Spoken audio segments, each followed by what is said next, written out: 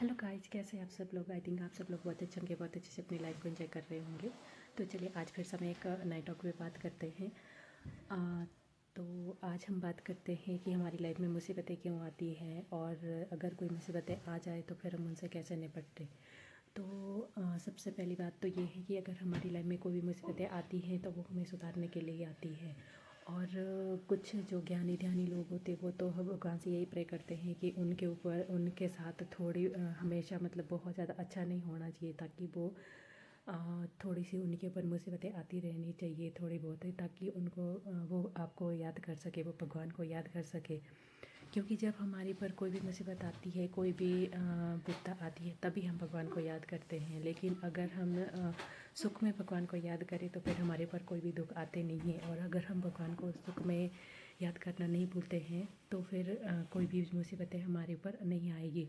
हम फिर हमेशा सही रास्ते पर चलते हुए आगे बढ़ सकते हैं और अपनी लाइफ को अच्छे से जी सकते हैं। तो फिर इसके लिए जो था जब कुंती थी ना, जो कुंती माता थी, जब उनके ऊपर जब उस टाइम उन्होंने भगवान से मांगा था, जब उनके पति नहीं रहे थे, तो फिर उसके बाद उन्होंने क्या किया कि भगवान से वो हमेशा प्रे करती थी कि भगवान इतना देना कि हमारे हाथ जो है दूसरों को देने के लिए हमेशा उठे और हम कभी भूखे ना सोए। बाकी जो थोड़ी बहुत जो विपदाएँ आती है, मुसीबतें आती है, वो आती रहे, ताकि हम आपको कभी याद करना ना भूलें। जब हमें मुसीबतें आती है तब हम आपसे बहुत ज़्यादा जुड़ाव रखते हैं और आपके साथ हम अपना एक कनेक्शन फील करते हैं। और फिर हम जो है आपको कभी भूलते नहीं हैं। हम मतलब जानबूझकर, मतलब अगर हम चाहें तो भी हम आपको भूल नहीं सकते हैं।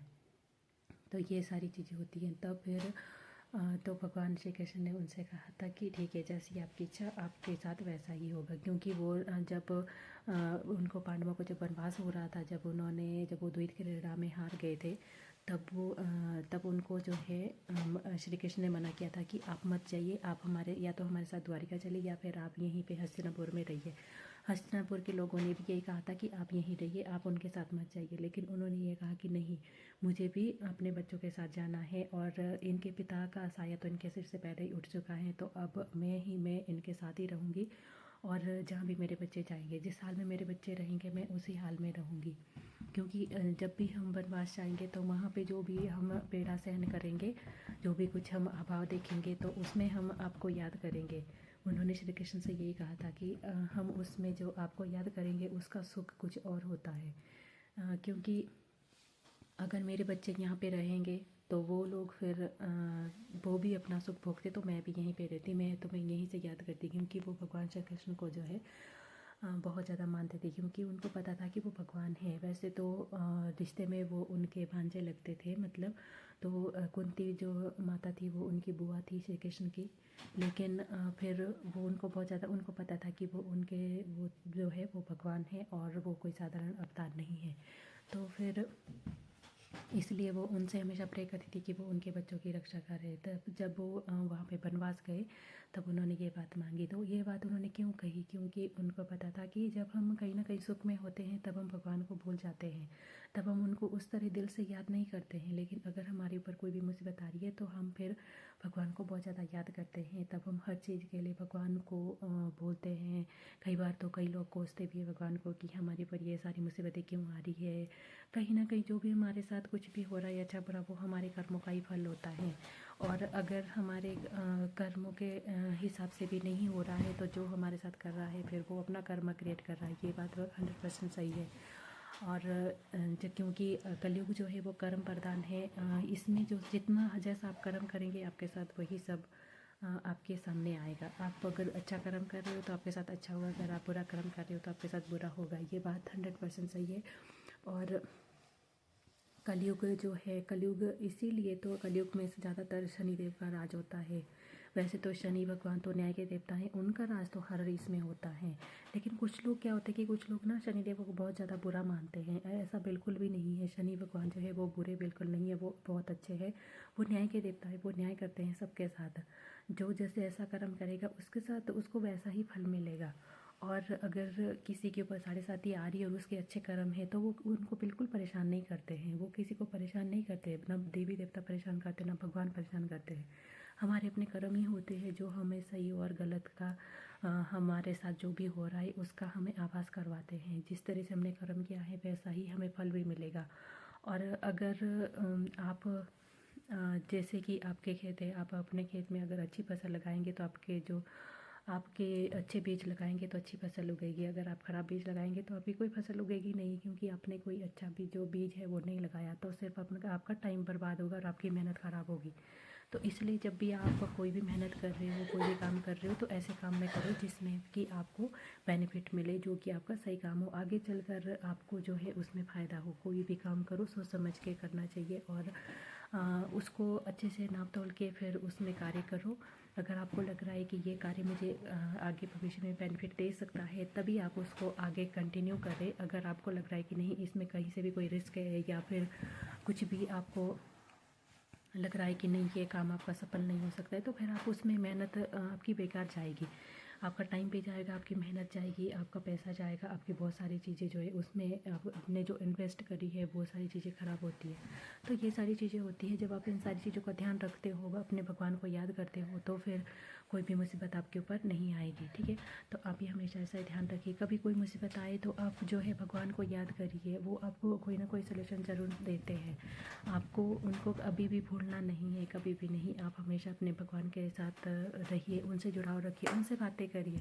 जैसे आप अपने माँ बाप के सामने, जैसे छोटे बच्चे थे जब हम अपने माँ बाप के सामने जिद करते थे कि हमें ये चीज़ ला के दो, हमें ये चाहिए वो चाहिए, तो आप उसी तरह से भगवान से भी जिद कर सकते हैं कि हमें, लेकिन आपका उसमें मोटिव सही होना चाहिए। अगर आप किसी के लिए बुरी चीज़ मांग रहे हो, वो भी जिद करके भगवान से, तो ये फिर आप अपना कर्मा क्रिएट कर रहे हो।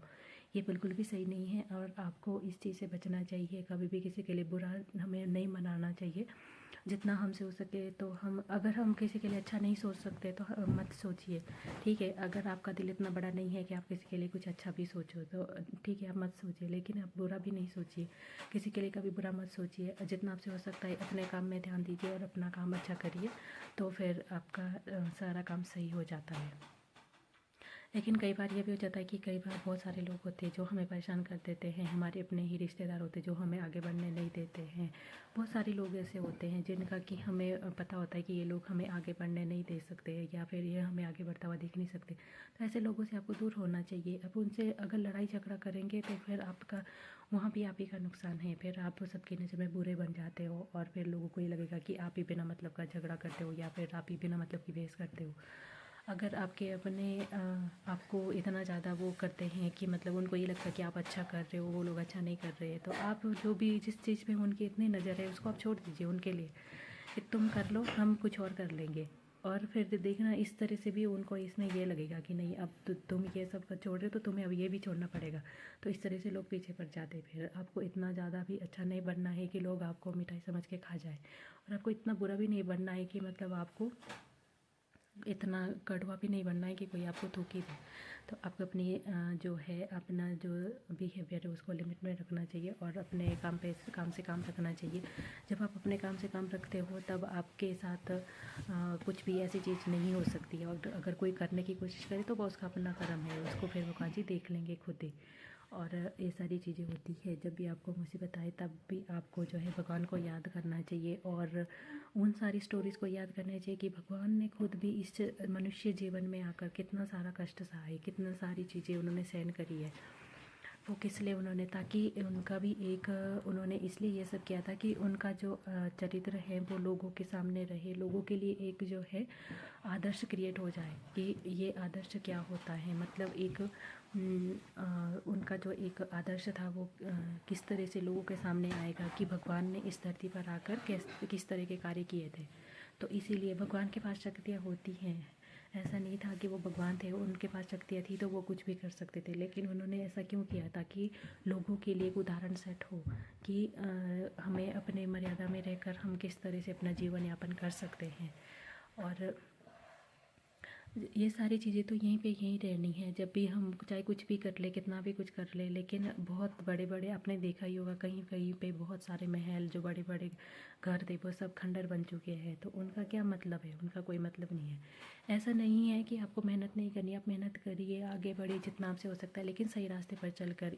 इसमें आपकी जो मेहनत है उसकी वजह से आप किसी का नुकसान नहीं होना चाहिए, किसी के साथ कोई भी गलत नहीं होना चाहिए। जब तक आप इस तरह से काम करोगे तो फिर आपके पास जितना ही आप उसमें संतुष्ट रहोगे, संतुष्टि सबसे बड़ी चीज़ है। जो आपके पास है ना, बस उसमें संतुष्ट रहिए। और उससे अगर आपका कोई बड़ा सपना है तो उसको अचीव करने के लिए मेहनत करिए जितनी आपसे हो सकती है। जब आप इस तरह से मेहनत करेंगे तो फिर आपके काम सारे बनते चले जाएंगे और एक दिन आप बहुत अच्छे और बहुत ज़्यादा बड़े इंसान बनोगे।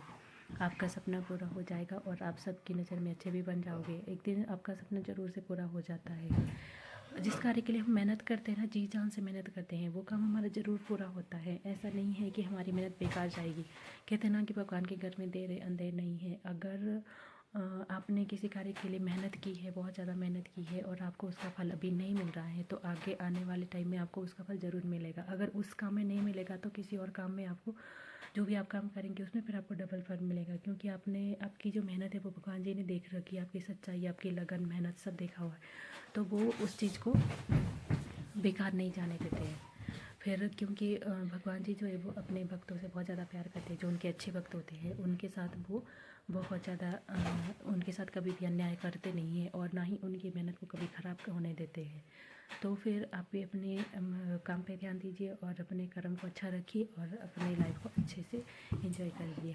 तो आज की वीडियो में मैं सिर्फ इतना ही कहूँगी। अगर आपको मेरी वीडियो थोड़ी भी अच्छी लगी तो प्लीज़ लाइक कर देना, शेयर कर देना और कमेंट भी कर देना। जिन्होंने मेरे चैनल को सब्सक्राइब किया उनको दिल से थैंक यू। आप हमेशा आगे बढ़ते रहिए, हैप्पी रहिए और अपनी लाइफ को एंजॉय करिए। Thank you so much.